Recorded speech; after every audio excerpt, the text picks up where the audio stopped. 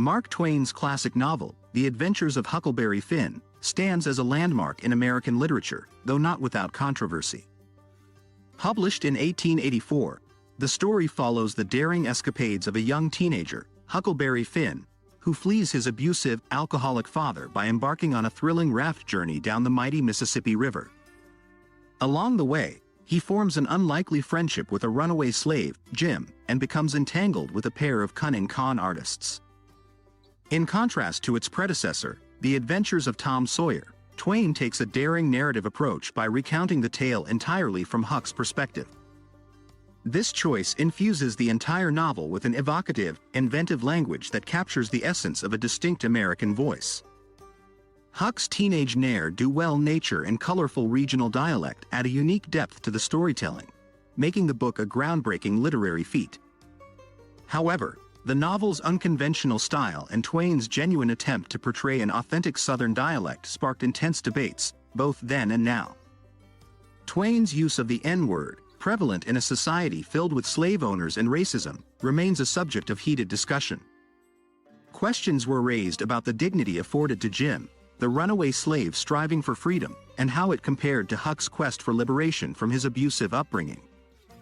Throughout this book summary, we will delve into the riveting adventures of Huck and Jim as they navigate the challenges of their time. We will explore the themes and social critiques Mark Twain cleverly wove into his narrative, shedding light on the contentious issues he sought to address. Even in today's world, Twain's ideas continue to resonate, sparking conversations about race, freedom, and the pursuit of a better life. Join us as we embark on an enlightening journey through the pages of The Adventures of Huckleberry Finn, uncovering the complexities of its characters, the enduring relevance of its themes, and the legacy it leaves in American literature. Chapter 1: A Second Chance at Respectability. In the aftermath of their thrilling treasure hunt in The Adventures of Tom Sawyer, Huckleberry Finn finds himself in a rather peculiar situation. Previously homeless, with an alcoholic and vagabond father known as Pap, Huck's life takes a drastic turn when he and Tom stumble upon a hidden treasure worth a staggering $12,000. The money is placed in trust for both boys, granting each of them $6,000. Additionally, the stern widow Douglas agrees to adopt Huck and offers him a chance at a new life filled with respectability. Huck, now around 13 or 14 years old, finds himself residing in St. Petersburg, Missouri, adjusting to his newfound circumstances. However, he struggles with this transformation. The itchy, starched, and clean outfits provided by the widow Douglas are no match for his preferred ragged clothes. The rules imposed upon him, though well-intentioned, chafe at his independent spirit. Even sleeping indoors feels restrictive compared to his carefree life before. Surprisingly, Huck has adapted to attending school and even begun to enjoy certain aspects of it. Despite the positive changes, an ominous presence looms over Huck's life. It has been a year since he last saw his father, but when winter arrives, his father's footprints in the snow signal his return. With the help of Jim, a talented fortune-teller and slave belonging to the widow's sister, Miss Watson, Huck learns of his father's intentions. Jim reveals that Pap is unsure whether to stay or leave and has two opposing angels hovering around him, one good and one bad. Similarly, Huck has similar opposing forces within him, one representing wealth and the other poverty. When Huck returns to his room that fateful night, he discovers his father waiting for him, looking menacing and unkempt. Pap berates Huck for learning to read and write, feeling ashamed that his own son might think he is better than him. However, Pap's real motivation is to get his hands on Huck's money, as he believes Judge Thatcher holds onto it. Pap's attempts to gain control of the money through the law fail, and the widow Douglas's intervention only leads to more trouble. Pap drags Huck away to a remote cabin near the Mississippi River, away from the watchful eyes of the town. Initially, Huck finds some freedom in this situation. He can skip school, wear comfortable clothes, smoke, and spend his days fishing. However, the joy is short-lived as Pap resorts to regular beatings and confinement. As the days go by, Huck carefully plots his escape. He breaks down the cabin's front door with an axe, creating an illusion that he has been dragged to the river and killed. To mislead any potential searchers, he leaves false tracks suggesting that the imaginary burglars have fled in the opposite direction. Huck prepares a raft and sets off downstream, with Jackson's Island as his chosen refuge. The opening chapter lays the groundwork for the inner conflict within Huck as he navigates between societal expectations and the freedom he cherished before. Despite being one of the wealthiest individuals in town, he resists the constraints of respectability, finding a certain liberation in his previous carefree existence. Twain raises thought-provoking questions about the meaning of freedom in America during his time, and these themes will continue to be explored as Huck's journey unfolds. The clash between his head and heart sets the stage for the moral dilemmas he will encounter, making The Adventures of Huckleberry Finn a compelling and introspective tale. Chapter 2, On the Raft Again. After a daring escape from his father's cabin, Huck finds refuge on Jackson's Island. Soon, he encounters Jim, Miss Watson's runaway slave, who is also using the island as a hiding spot. The two lonely souls find comfort in each other's company, and Jim is grateful for the food Huck brings along. However, their newfound sanctuary proves to be short-lived as Jim notices the rising waters that threaten to engulf the island. Wisely, he leads them to higher ground and finds shelter in a protective cave. In the safety of the cave, Huck learns more about Jim's escape. Jim ran away after overhearing Miss Watson's plan to sell him to New Orleans, a fate he dreaded. He longs to reunite with his wife and children, who were cruelly separated from him. In a moment of trust and camaraderie, Huck assures Jim that he will not betray him to the authorities. Huck's escape plan seems to have succeeded, as people in town believe him to be dead and are searching for his body in the river. However, their refuge is not without its challenges. During a covert visit to town, Huck discovers that a search party is hunting for Jim, and the reward for his capture is set at $300. Furthermore, Huck's father, Pap, has mysteriously disappeared, and a $200 reward is offered for him as well.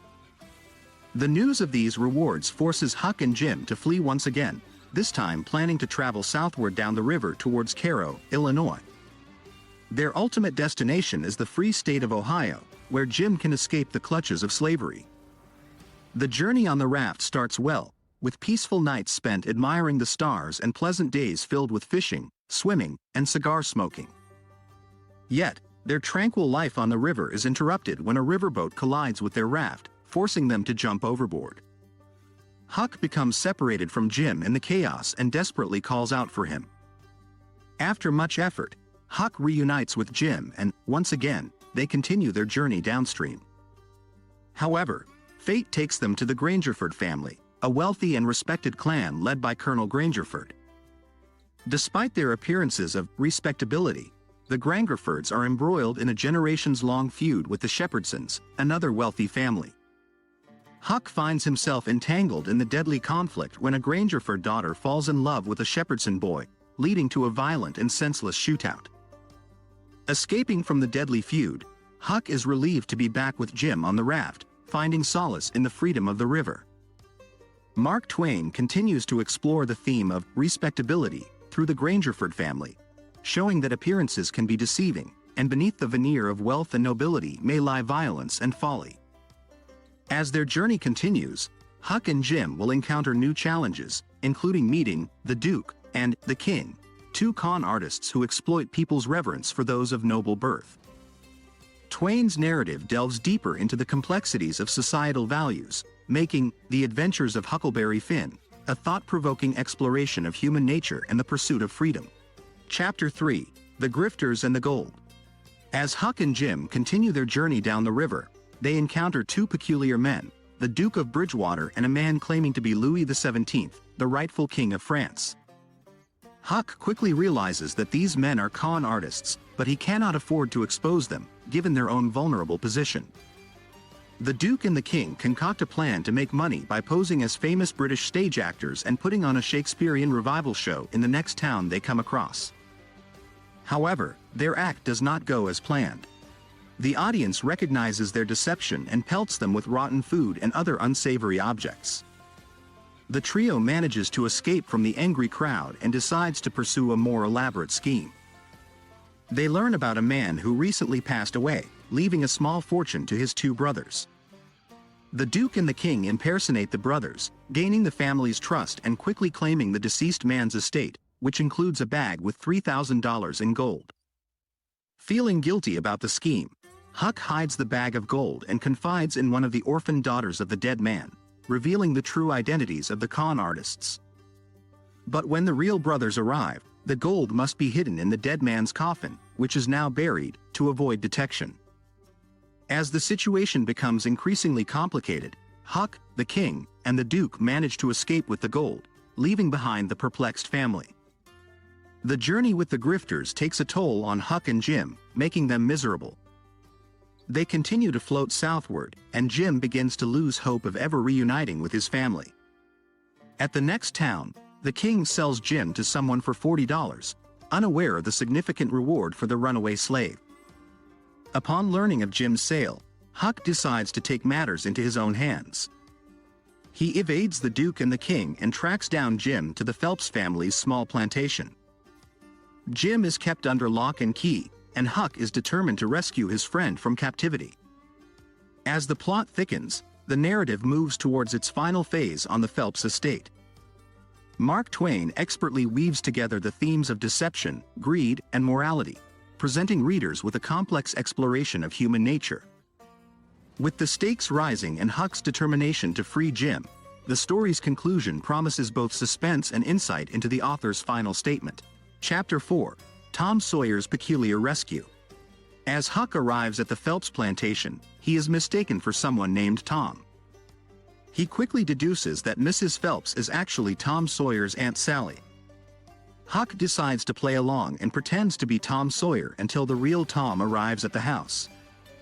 When Tom finally shows up and discovers Huck alive, he is surprised but agrees to help Huck with Jim's escape. However, Tom insists on making Jim's rescue an elaborate and complicated affair, inspired by stories he has read about prisoners and their daring escapes. Despite Huck's protests, Tom is determined to follow his extravagant plans, making the situation far more difficult than it needs to be. The ensuing days are filled with comedic and outrageous antics as Tom and Huck carry out their rescue mission, driving Mr. and Mrs. Phelps to the brink of insanity. Although there are moments of humor, the situation is bittersweet, knowing that Jim's suffering is being prolonged due to Tom's impractical approach. Nevertheless, Jim plays along with Tom's scheme out of kindness, and Huck reluctantly goes along with Tom's demands. Eventually, the convoluted escape plan succeeds, but not without consequences. Tom gets shot in the process, and Jim helps save his life with the help of a doctor. Unexpectedly, Tom reveals that Jim is not a slave anymore. Miss Watson has passed away, and her will stipulates that Jim should be set free. Tom's Aunt Polly arrives at the plantation, confirming the news and securing Jim's freedom. With Jim finally free, Huck and Tom each show their appreciation in their own way. Tom gives Jim $40, while Jim reveals to Huck that during their adventure, they came across Huck's father's dead body in a floating house. This revelation marks a significant moment for Huck as well, as he now realizes that he, too, is freer than he was at the beginning of their journey. The novel's ending has been a subject of controversy and debate since its release.